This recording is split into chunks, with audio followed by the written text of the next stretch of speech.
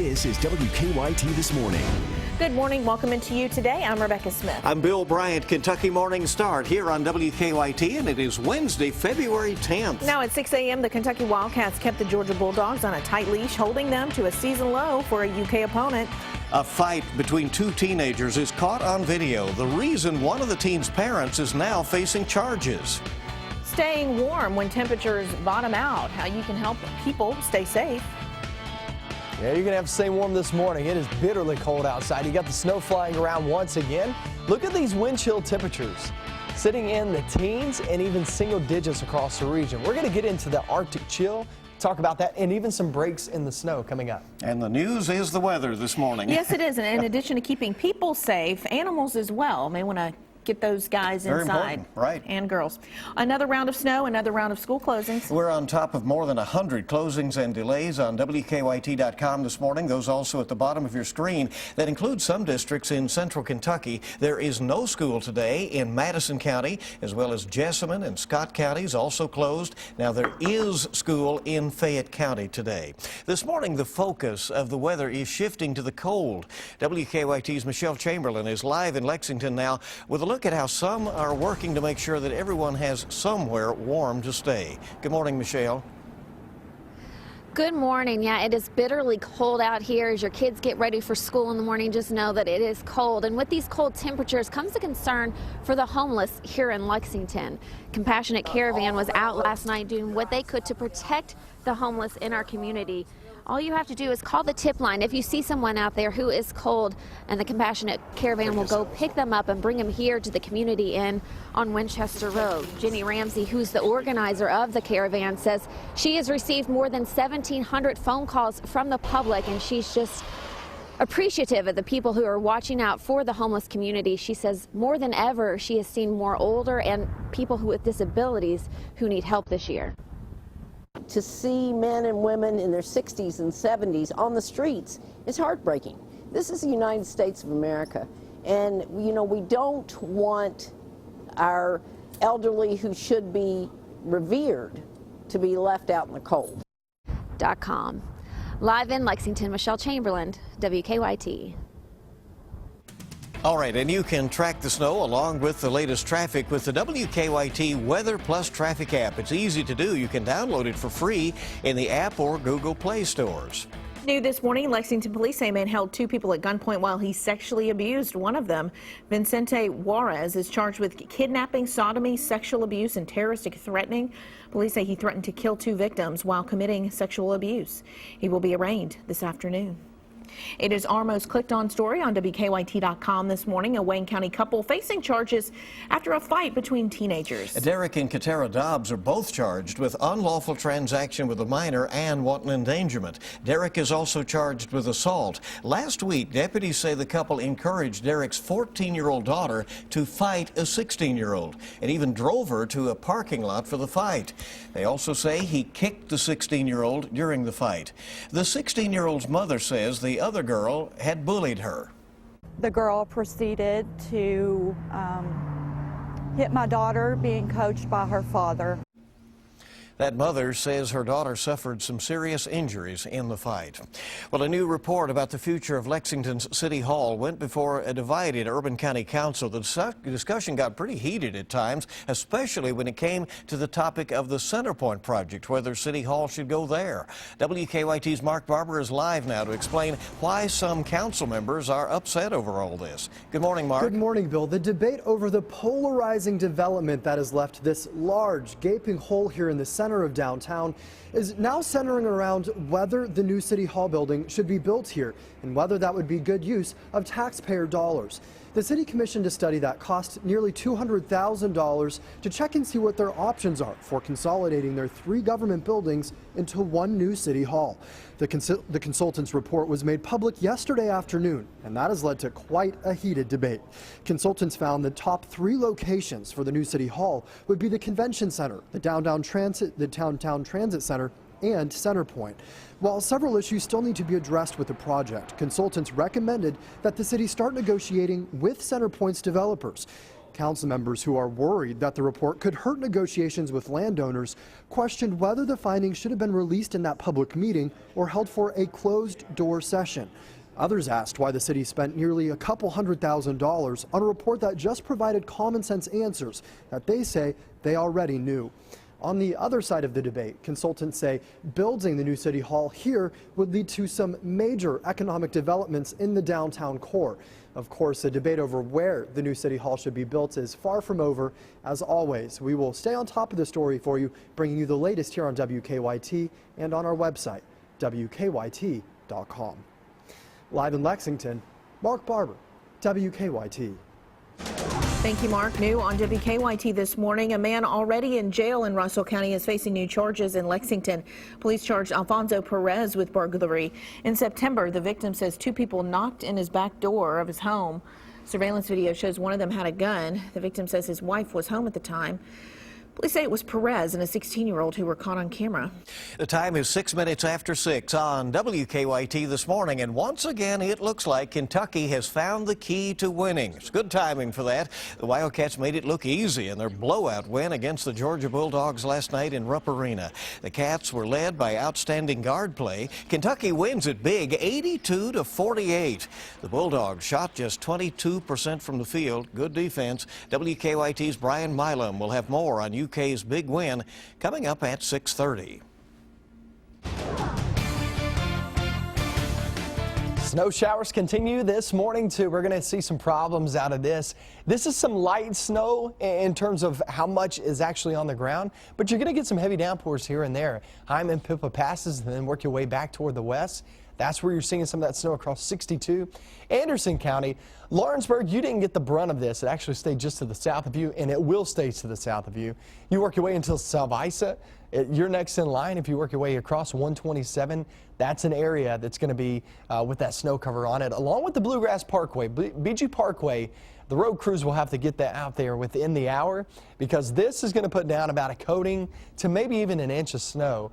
It's not much, but it's just enough to cause some problems right over Springfield too, Mackville, and then head your way over toward Danville. Not so much in line of this. I think it just slides to the south of you guys in Danville, but nonetheless, you still have bits and pieces coming out of Marion and Washington counties. Temperatures are in the single digits there for the wind chill. Temperatures outside in the teens, so you throw a little wind into that, and you're talking about pretty cold conditions this morning. This is what it feels like outside. Single digits everywhere you go. Our winter weather advisory goes into effect until 10 a.m. The reason for that is most of your snow is going to fall during the morning hours. Afternoon, there you go. Most of that clears on out and only a small chance. So what does that mean for you and your kids? If your kids are going to school today, they will be just fine getting home. And the reason why I say that is because once they get to school, that's when most of it falls, and I say most of it, still very light accumulation. But afternoon, only a very small chance, so the road crews will be able to knock it out before the kids get on the bus coming home later on this afternoon. So that's not much to worry about heading off into the afternoon and into the night. Watch this hour by hour. And we get in toward Thursday. Thursday actually looks pretty good. That's a nice big break from the snow. Not only that, but we may even see some sunshine in the forecast there on Thursday. Won't help that much. We're still in the 20s. And then you can see on Friday, here we go again, right? Here comes another system heading our direction. It'll be barreling on through. That's going to be our next snowmaker in the forecast, and it'll push on through. That'll give us that opportunity to pick up some light accumulation once again there in the forecast. So all in all, this is one of those times that, you know, we're finally getting some breaks later on today and off into tomorrow, but it's still very cold. It's either one, this or that. Yeah, you got to deal with it this time of year. Each morning we bring you weather and traffic together. Here is Officer Dawn with a look at what's happening out on the roads. Good morning. Well, no wrecks. That's the great news. Of course, we still could have some patches of ice left here and there, so don't get caught off guard this morning. But things appear to be pretty passable on the interstate and the exit ramps. Let's get a look outside real quick, and we'll show you what's happening as far as live drive times are concerned, or at least traffic flow for now. As we can see, no red popping up. Oh, nothing significant. A little bit on Richmond Road, but that's the turn lane to the inner loop of the circle. Drive times looking good right now. If you're headed from Nicholasville, about 14 minutes. Georgetown will take 16. Paris via Paris Pike, 19 minutes, and Winchester about 24 to Lexington. Now back to you in the studio. Okay, should be a good ride in this morning, but take into account the cold, whatever you do. 6:09 is the time on WKYT this morning. A lot more news on the way. Kentuckians may have to wait a bit longer for their state income tax refunds this year. The reason why in 3 minutes. The votes are in. Who won the first in the nation primary and who might be getting out of the race? I'm Weijia Jiang in Manchester, New Hampshire with the latest coming up. 6:13 is the time this morning. The focus of the 2016 presidential campaign now shifts to South Carolina following last night's New Hampshire primary. Voters handed victory to Donald Trump and to Bernie Sanders, but there was an upset for second place among the Republicans, and that's causing a lot of talk this morning. Weijia Jiang has the latest from Manchester, New Hampshire. After finishing first in last night's New Hampshire primary, Donald Trump has his sights set on the next major contest. We are going now to South Carolina. We're going to win in South Carolina. CBS News exit polls show voters in the Granite State favor Trump's position as political establishment outsider. Ohio Governor John Kasich rose to second place thanks to an impressive ground game. Let me tell you, there's so much going to happen. If you don't have a seatbelt, go get one. On the Democratic side, Bernie Sanders rode a wave of support from young people and independents to beat Hillary Clinton. What voters here in New Hampshire confirmed tonight is nothing short of the beginning of a political revolution. It's not whether you get knocked down that matters, it's whether you get back up. The two contenders will take to the debate stage tomorrow night in Wisconsin. Weijia Jiang, CBS News, Manchester, New Hampshire. And the battle for third place among Republicans Ted Cruz, Marco Rubio, and Jeb Bush is still considered too close to call this morning. Well, the U.S. Supreme Court has decided to put President Barack Obama's Clean Power Plan on hold. Voting 5-4, the court blocked the plan until some legal challenges can be resolved. It calls for reducing carbon dioxide emissions at existing power plants by about a third by 2030. The plan is being sued by industry opponents and a coalition of mostly Republican-led states, including Kentucky.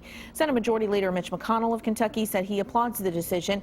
Governor Matt Bevin called it, quote, a huge win in the fight against Obama's disastrous Clean Power Plan. The White House says the president is confident the plan will prevail on its merits. Federal health officials head to Capitol Hill today to brief lawmakers on growing concerns over the Zika virus. On Tuesday, officials in Delaware, Pennsylvania, Ohio, and Indiana all reported cases of the virus commonly spread through mosquito bites. So far, more than 60 cases of Zika have been reported in more than a dozen U.S. states, as well as the District of Columbia.